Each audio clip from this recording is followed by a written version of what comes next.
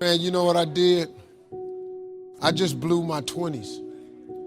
I ended up spending all of my 30s fixing what I messed up in my 30s. I spent all of my 40s doing what I could have been doing in my 30s. Man, I had let too much time slip away. Time is very valuable, and it's very fragile. You've got to decide to do what you can right now, and don't delay. If you could get young people to get their foot on the gas pedal in their 20s, because right now they think going out is everything. Because, you know, like at this age, it's when somebody says, hey, we're gonna go out to a club tonight. What? Are you kidding me? It don't make no sense to you now. But it takes a minute for them to understand that, man. It's sad. Do you know there are people who put more emphasis and more energy into a sporting event than they do on their dreams? So you want to begin to get your priorities in order. Ask yourself the question, what I'm doing right now, is it nourishing me? Is it giving me what I need out of my life right now? Is it challenging to me?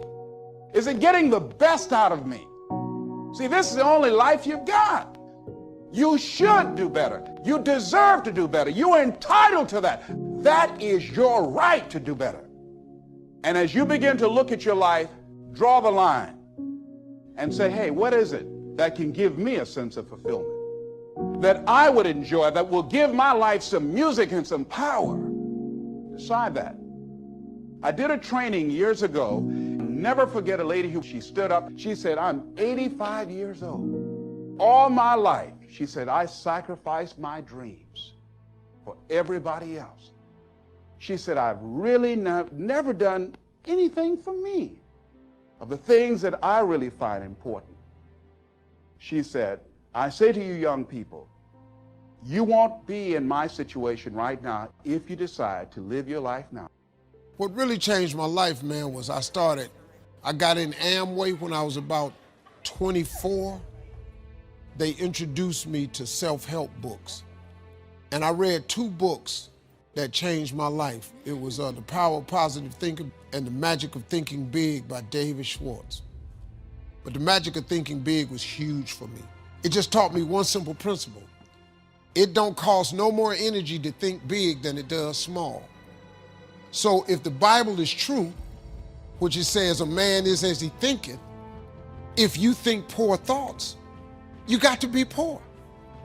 The moment you change that thought, you start the process to becoming wealthy or rich. I mean, it's really how it works.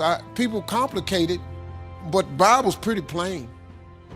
All you got to do is believe it's talking to you, that I come to give you life and give you life more abundantly. You don't think he's talking to you? You ain't got to be rich to have an abundant life. Sometimes you just need to be healthy, happy. You don't need a few million.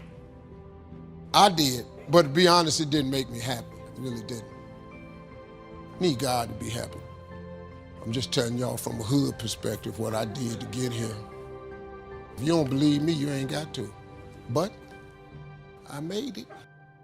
We wonder why we don't have any strength, why we can't get ahead. It's because our thoughts are limiting us. You can't think defeat and have victory. Your life is going to follow your thoughts. You need to think power thoughts.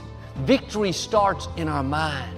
Breakthroughs, new levels, depends on our thinking. I'm worried about my finances. I'm stressed over my children. That's drawing in more negativity. You'll be amazed at what will happen if you'll start thinking power thoughts. You'll feel strength rising up, courage, determination. Proverbs 4 says, be careful what you think, because your thoughts run your life. Are you thinking power thoughts, well-able thoughts, or are you thinking defeated thoughts? You're choosing which direction your life is going to go.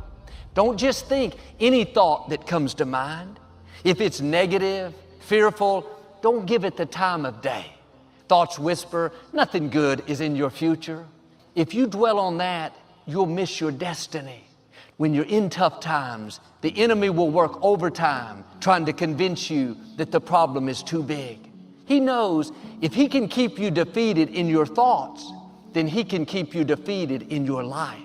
When thoughts tell you it's never going to change, instead of thinking those weak thoughts, turn it around. Yes, this problem is big, but I've been armed with strength for every battle. What God started in my life, He's going to finish. But if you're believing these lies that it's too much, then you're going to feel overwhelmed and you'll get stuck where you are. This is what happened to the Israelites. Moses sent 12 men to spy out the promised land. 10 came back and said, Moses, we'll never defeat them. They look like giants. We don't have a chance. God had already promised them the victory. But notice what they were thinking. Weak, limiting, fearful thoughts. Joshua and Caleb came back with a different report. Yes, the people are big, but we know our God is bigger. Joshua and Caleb weren't any bigger than the other spies. The only difference was their thinking. 10 men infected the rest of the people. They ended up wandering in the desert for 40 years. Don't get infected and miss your destiny. Like the Israelites, God has already promised you the victory. It may be tough now, but keep the right perspective. Victory is in your future. Abundance, freedom is coming your way. I'm asking you to be a Joshua. Think can-do thoughts. Think victory thoughts. Look at how big your God is. That obstacle is no match for Him. When you believe, all things are possible. Get your thoughts going in the right direction. You're not fighting this battle on your own. You have the most powerful force in the universe fighting for you, keeping that sickness from taking you out, moving the wrong people out of the way. I will overcome this obstacle. I will rise out of lack and struggle. When you think like that, the Creator of the universe goes to work. It's significant that the 10 spies were negative and 2 were positive. 80% of people will be negative, 20% will be positive. You can't just fit in and be afraid like everyone else, be negative like that neighbor. God is looking for some Joshuas, people that stand out, people that aren't discouraged by how big the opposition is. Negative thinking is contagious. All around us, there's negative news. Analysts telling us what could happen, how it may get much worse. It's good to be informed, but you can't let that poison stay in your spirit. Isaiah 8 says, do not think like everyone else. Do not fear anything except the Lord God Almighty. You don't have to fear the virus, fear the future.